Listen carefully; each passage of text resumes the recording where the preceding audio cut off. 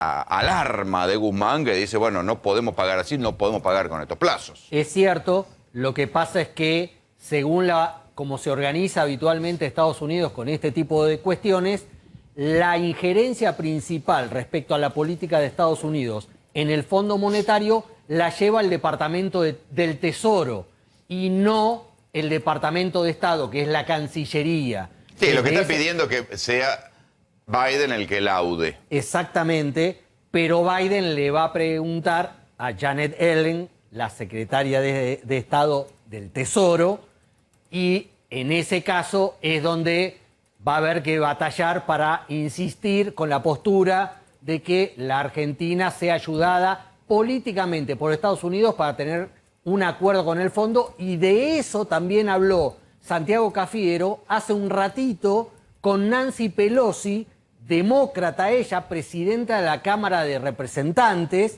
que también tiene una estrecha relación con Biden, con el presidente norteamericano, para también insistirle sobre la necesidad de que nos den una manito para arreglar con el Fondo Monetario. El panorama de la deuda es lo que está hackeando la agenda política hoy en la Argentina. Diego Giacomini es economista, está aquí con nosotros. ¿Qué se puede esperar de la manera o qué manera se puede esperar para pagar la deuda? ¿Qué ves vos?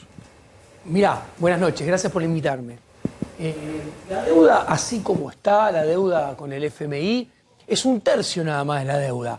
Para que entiendan, hay un tercio de deuda que es con el FMI, un tercio de deuda que es con los bonistas bajo ley americana. Pero no es con eso que ya la habían pateado y resuelto. Y otro tercio de deuda no, y otro tercio de deuda que es bajo ley doméstica. ¿Por qué menciono esto? Porque la deuda, ¿cómo se paga? Se paga en lo financiero con superávit primario, que eso es lo que te hace que te la renueven. Y de verdad, en el largo plazo, con crecimiento. Bueno, Argentina no tiene ni superávit primario ni crecimiento, pero no es que no tiene crecimiento hace 10 minutos, no tiene crecimiento hace 11 años. Entonces, la deuda con el FMI, por más que Argentina obtenga lo que quiera, que hay probabilidad de plazos. De plazos, al FMI se le debe 43.000 millones de dólares, ¿ok? Que hay que pagarlo de acá al 2024, redondeando. Imagínense que hay un acuerdo a 10 años. Como es más largo el plazo, cuenta de almacenero con números redondos para que lo entienda. La deuda pasa de 43.000 y moneditas a 50.000. Hay que pagar 5.000 millones de dólares por año durante 10 años. Se sale con la suya Alberto Fernández y Guzmán, hay que empezarlos a pagar en el 2025 o en el 2024.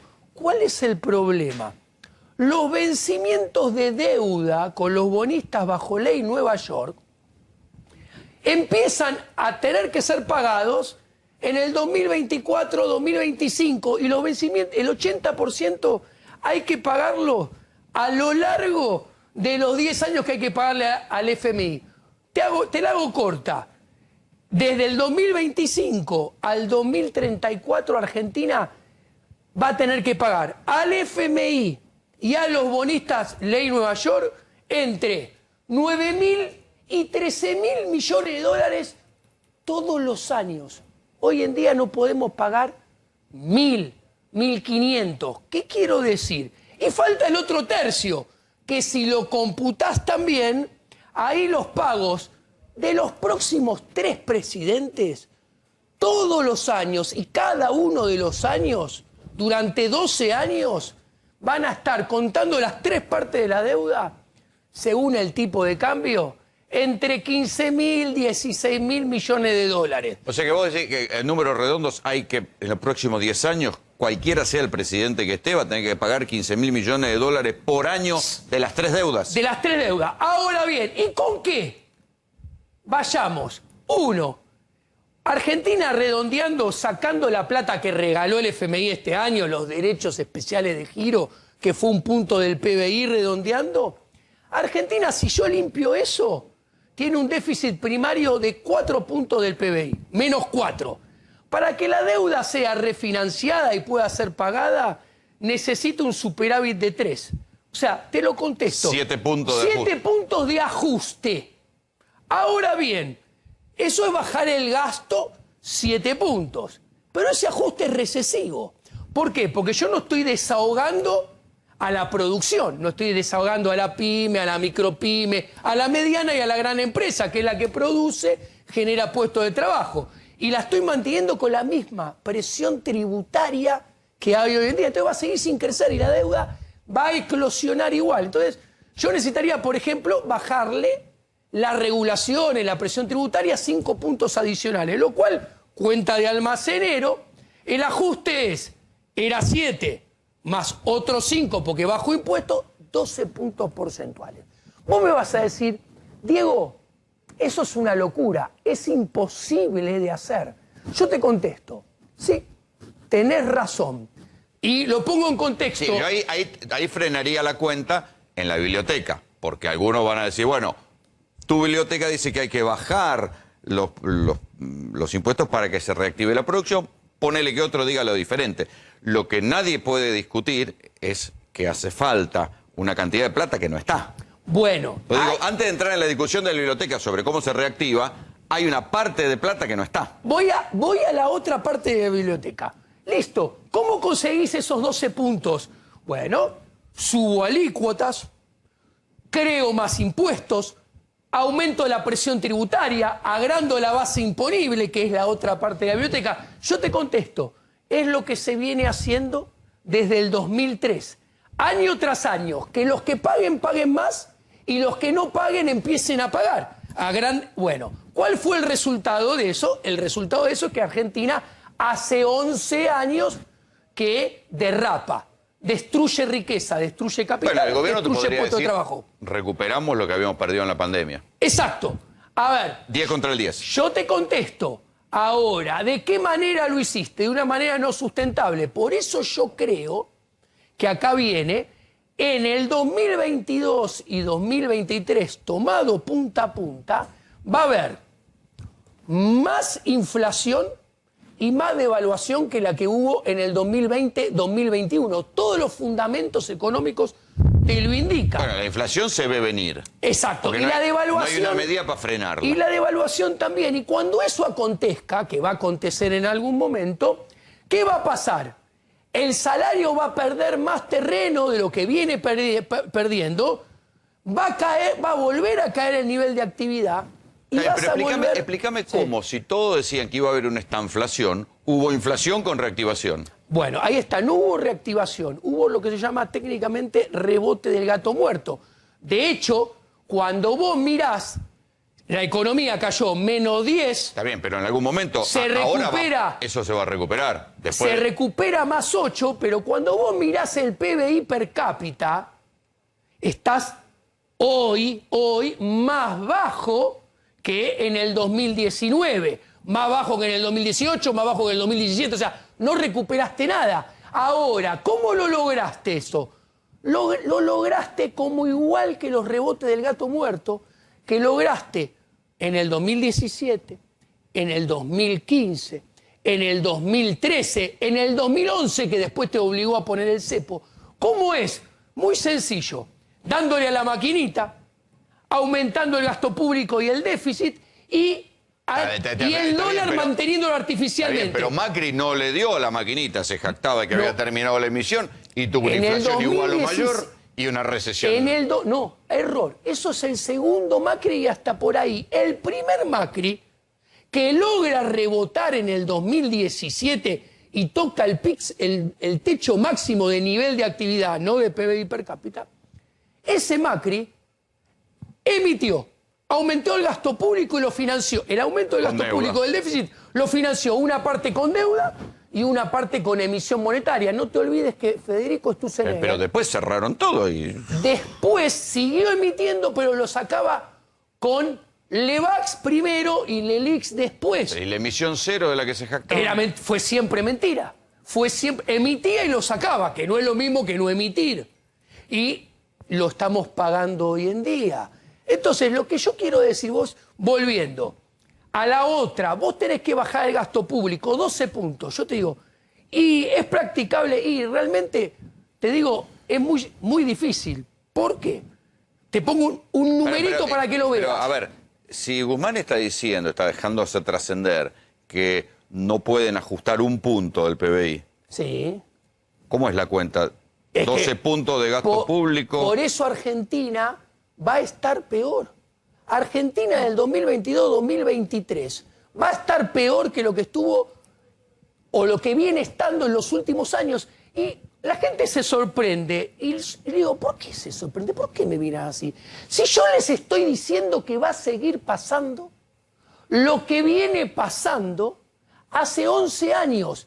Y es lógico, porque ¿qué se hace? Se hace exactamente lo mismo hace 11 años. Ah, bueno, no, es difícil explicar que es lo mismo Kicillof que Prat Gay o que Cristina que Macri. Mirá, es difícil explicarlo. Mirá, es bastante sencillo explicarlo desde mi punto de vista. Las diferencias son cosméticas. ¿Qué quiero decir? Vos podés financiar el aumento del gasto público y el aumento del tamaño del Estado por sobre el ahogamiento del sector privado de tres maneras. Con impuestos, con impuesto inflacionario o con deuda. El mix de qué gobernante elige qué porcentaje de aumento de impuestos, qué porcentaje de aumento de inflación, qué porcentaje de aumento de deuda, en el extremo es cotillón. Lo importante... No es cotillón, porque en el medio está la gobernabilidad, está la gente, está el conflicto social. Ahí va. Me está dando la razón ahí, Rolando. Lo importante es que en el tamaño de la economía siempre va creciendo el Estado a expensa del sector privado. Y esto es lo importante, porque el que produce bienes y servicios que son los que permiten satisfacer necesidades de los individuos y a los individuos vivir y tener calidad de vida es el sector privado. El que da empleo genuino es el sector privado. Entonces, que vos lo ahogues con muchos impuestos, con mucho impuesto inflacionario o con mucha deuda, pero no que sé es tasa de a ver, interés... pero nadie diría que se está ahogando si han recuperado al 10. A ver... Digo, no sé si se están ahogando. Y yo coincido con que el gobierno no ha hecho mucho, es como el crecimiento de los yuyos.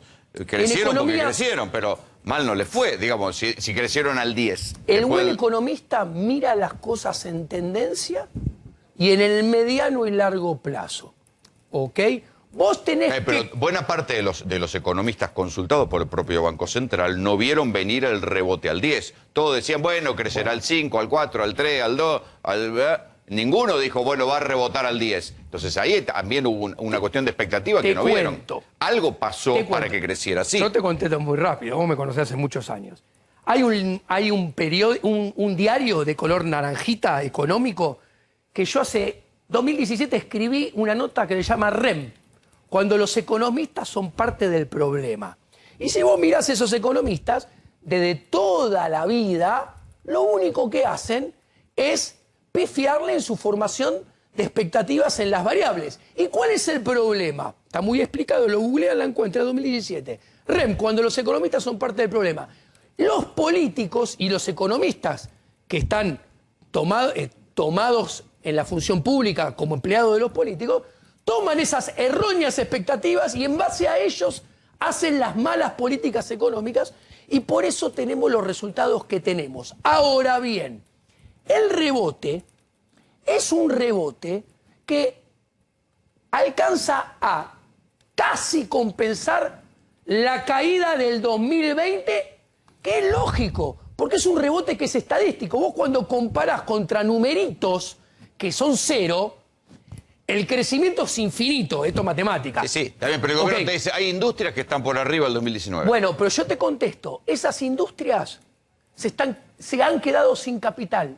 Han destruido capital y están operando en pleno empleo y no piensa invertir ninguno. Y cualquier ajuste que haya va a ser vía precios y más inflación porque no van a producir más. Y como van a seguir inflando la demanda agregada vía déficit, vía gasto público, vía emisión, no tengas duda, hay un gran desequilibrio monetario. Vos cuando mirás la inflación en Argentina, desde el 2003 a la fecha, la tendencia es sistemática y sostenidamente creciente. En 2003 la inflación promedio mensual era 0,3, 2004 0,5, 2005 0,7. La anual pasabas de 3,7, 6,1, 12,3. La Baña cuadriplicó la inflación en 2 años. Pasó de 3,7 a 12,3 y se fue. ¿Ok? Dejando un gran problemón. Después pasó a 20, después 25, después 30. ¿Cuándo se agacha? Porque hay un año que se agacha, como pasó en el 2020, como pasó en el 2015, como pasó en el 2013, se agacha para tomar más impulso y saltar más de lo que se había agachado previamente, que eso fue en el 2014, en el 2016, en el 2018. Ahora bien, si vos te fijás, la tendencia es creciente. Este año ya es mayor que lo que había sido en el 2020. O sea, vos tenés un 51 redondeando este año de inflación, mayor que del año pasado, pero lo que cayó en el 2020, el rebote del 2021 en inflación no lo compensó.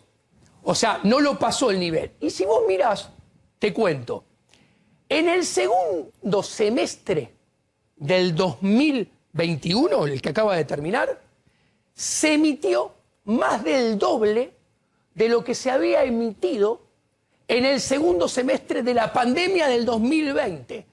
Cuando vos mirás en términos reales cuánto se emitió para financiar al Tesoro en el 2021, se emitió para financiar al Tesoro en términos reales ajustados por inflación lo mismo que en el 2020, pero con mucho más inflación. ¿Qué pasa si...? Entonces, ahí te redondeo. Lo que emitieron no terminó de hacer efecto. Lo que acaban de emitir no empezó a hacer efecto.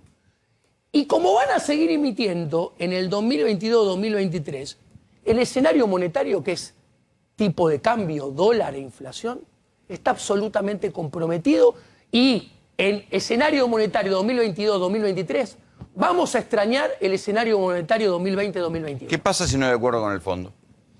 Bueno, el acuerdo con el fondo no soluciona absolutamente nada.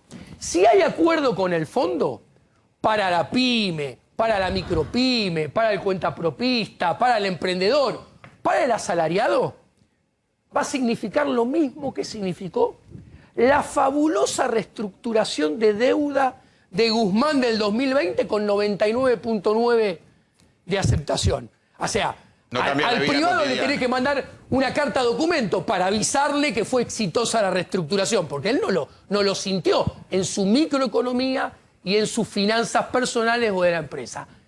Ahora, Si no hay acuerdo. si no hay acuerdo, va a ser muy negativo, porque va a subir mucho el dólar de mercado, va a subir mucho la brecha, va a aumentar todavía más la presión que ya hay para que cambie la política cambiaria oficial, que yo creo que va a tener que ser cambiada. Traduzco, el dólar oficial va a tener que subir mucho más de lo que viene subiendo. ¿Está discutiéndose esto, Walter? Está discutiéndose, está aumentando de hecho el ritmo de crawling, el ritmo de devaluación de la moneda. El dólar oficial de hecho está a ritmo de casi de inflación, de devaluación en estos últimos días. Como era en el 2020. Y como sí, el año pasado estuvo mucho más retrasado y ahora empezó a acelerarse. Bueno, hoy tuvimos récord de dólar paralelo también, con lo cual todo Sí. el mercado ha empujado para arriba, ¿no? Pero Lo que eso tiene que ver pasa- con la incertidumbre lo- también con el fondo. Exactamente. Obvio. eso funciona. Lo que pasa es que acelerar el crawling preg es, traduzco, devaluar más rápido, o sea que el dólar va a pasar de 105 a 105,20, pase de 105